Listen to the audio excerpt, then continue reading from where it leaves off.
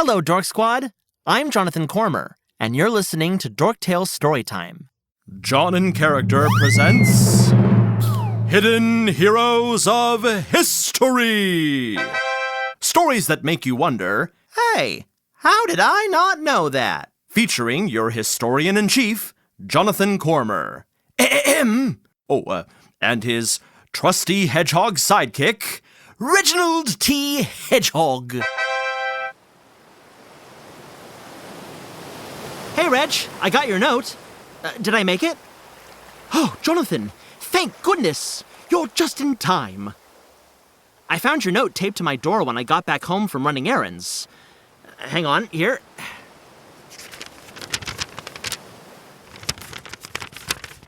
Ahem. Jonathan, this is an urgent message. Please do not delay. Do not let anything keep you for long. It's important that you read this missive and respond promptly, and do not get held up. Do you understand? Please take a moment to think. Do you really understand how urgent this is? Good. Here is the message. The fantasy is at low tide. Come to Biblio Beach. I feel like you could have made that urgent message a bit shorter, but I still made it. Yes, you did. Now, come over here and take a look. Wow. Tide pools are just incredible, aren't they? Look at those starfish. And those beautiful barnacles. My favorite are the sea anemone. The sea anemone. The cinnamon. M&Ms? Oh, no, that's a candy. Anemones. Anemones. Anemones. Don't worry, I trip up on that word too. Oh, yes, those colorful and bright tide pool residents. Did you know they're named after a flowering plant? I did not. That's just splendid. Hey, wait a second. That crab over there looks awfully familiar. Where? Over there, by that patch of coral. Oh, yes. That's my good friend, Claudius Kelp Kipper the Crab. Claude! Yoo-hoo! Claude, over here! Why, hello, Reg and Jonathan. What brings you to this fine establishment? We wanted to observe all of the amazing creatures in this tide pool, but it's an added bonus that we get to see you, my friend. Shucks. So how's the sea treating you? It's all radical waves and very good breezes out here. Seen any fun ocean buddies recently? Just the usual. I saw Donna and Greta, the dolphins that get together to gossip just off the shore. Saw the lumens, too. That jellyfish family who are always glowing along. Oh, and a new shark or two just arrived. Oh, yeah, and Jerry the sea cucumber. Oh, that's incredible. Always so much to see out here in the surf. Anyways, I should probably scuttle along, meeting up with some friends to play a game of cards before high tide. Bye, you two. Yes, bye-bye, Claude. Yeah, see you later. Wow, it was great to run into Claude, wasn't it, Reg? Reg? Oh, it's nothing. Just a shark? Oh, that's terrifying. I can't believe Claude saw a real shark. You know, sharks are really fascinating creatures, Reg, even though they do get a bad reputation in the media. Oh, I don't know, Jonathan. All I see are real fearsome beasts. I mean, have you seen their teeth? You know, I actually think I have the perfect historic hero to introduce you to, Reg. I think she will convince you that there's more to sharks than meets the eye. And who would that be? Eugenie Clark. And what, pray tell, did Ms. Clark do? She was an ichthyologist. An icky-whatagist? An ichthyologist. Ichthyology is the study of fish. Ooh, that does sound fascinating. Now, I want you to keep an open mind while you hear Ms. Clark's story.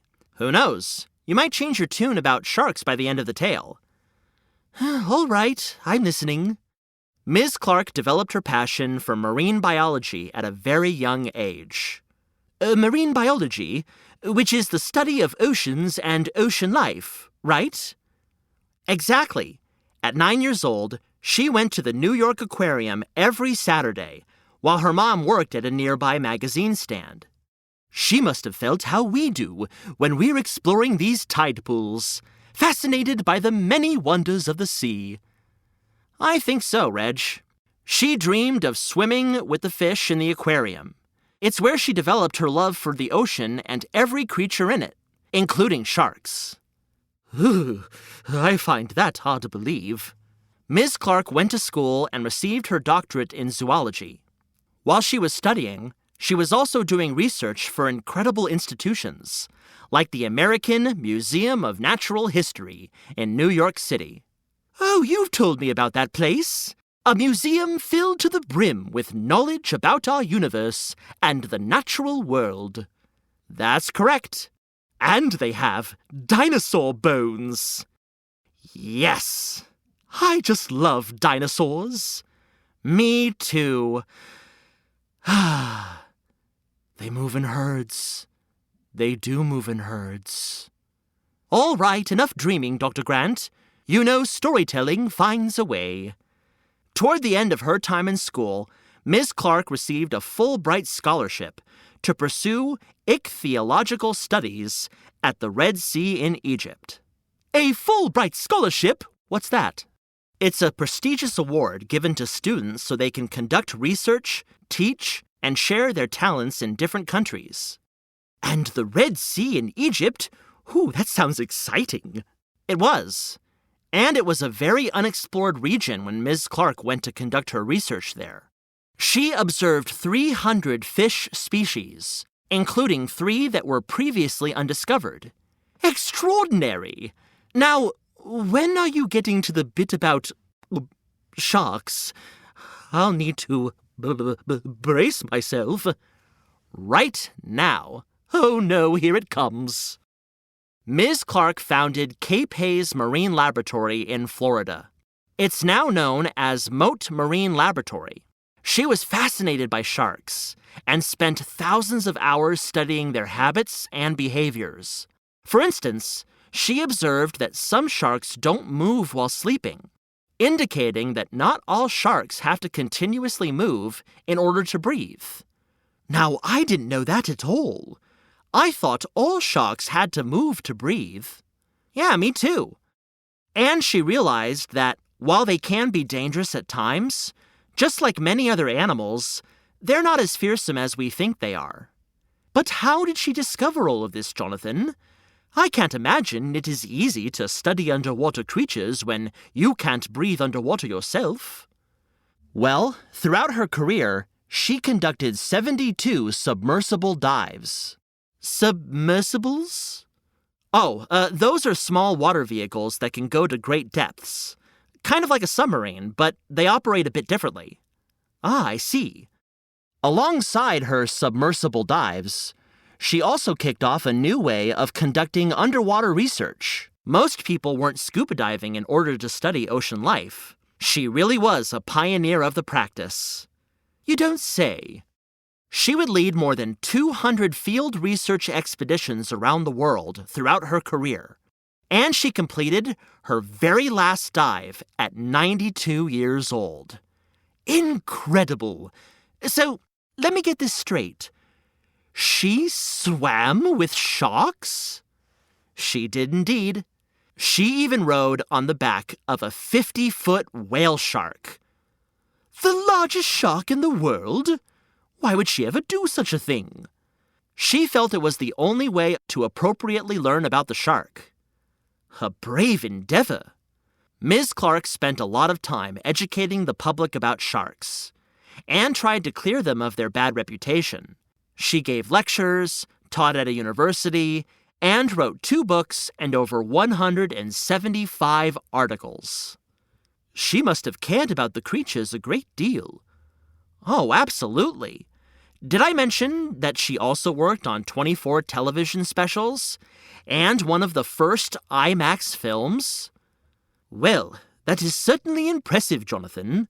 If she felt that sharks weren't the absolutely terrifying beasts of the great ocean depths after all of that time, I suppose I can trust her. Let me share a few more facts that might help you get over your fear, Reg. Oh, please do. I'd love to be brave like Ms. Clark. Well, there are over 300 species of sharks in the ocean, and only about a dozen of those are actually known to have ever attacked humans. Or hedgehogs. Right. I mean, but there aren't that many hedgehogs that live near or in the water, Reg. Fair enough. Sharks are often either confused or just investigating what they think are strange objects in the water when they attack. And these occurrences are extremely rare and often survivable. But in the media, many people focus on the bad and forget about all of the details surrounding these encounters. Except for Ms. Clark. Ms. Clark wanted to get rid of assumptions about sharks' behavior in an attempt to ensure that they remain safe. It was important to make sure ocean environments would be preserved. You know better than anyone, Reg, that every part of a habitat plays an important role in survival. That's so true. Ms. Clark focused a great deal on studies that would keep sharks and humans safe. For instance, she discovered a fish in the Red Sea called the Moses sole that secretes a natural shark repellent. It temporarily confuses them so the fish can get away unharmed. This discovery launched research aimed at preventing harmful shark and human interactions. So both parties would be safe. That's right, Reg. All right, you've convinced me. It seems as though sharks aren't as scary as I once thought. Though I may not be too quick to dive into waters and swim with them myself. Yeah, I understand, Reg. You can leave that to the new generations of shark ladies. Shark ladies? Oh, right. Eugenie Clark earned an affectionate nickname during her life. The Shark Lady. Sounds like a superhero name, doesn't it? And you imagine generations of future scientists have been inspired by her daring deeds? Oh, absolutely. Well, this little hedgehog is mighty inspired. A day full of excellent discoveries. I knew that the tide pools would be a worthy excursion.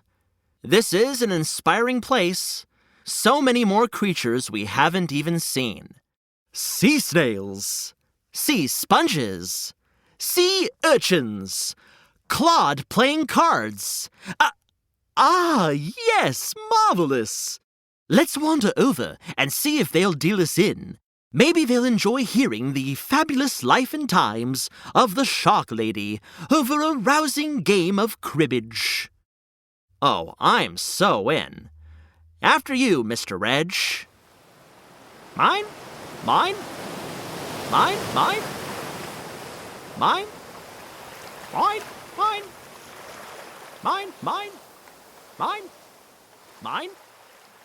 Mine? Mine? Mine? Mine? Mine? Hidden Heroes of History is a John and Character production.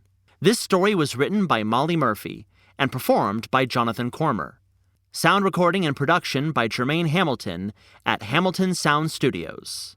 Reach out to us on Instagram or email us at dorktalestorytime@gmail.com. Find links in the show notes or go to dorktalestorytime.com. Now, go be the hero of your own story, and we'll see you next Once Upon a Time.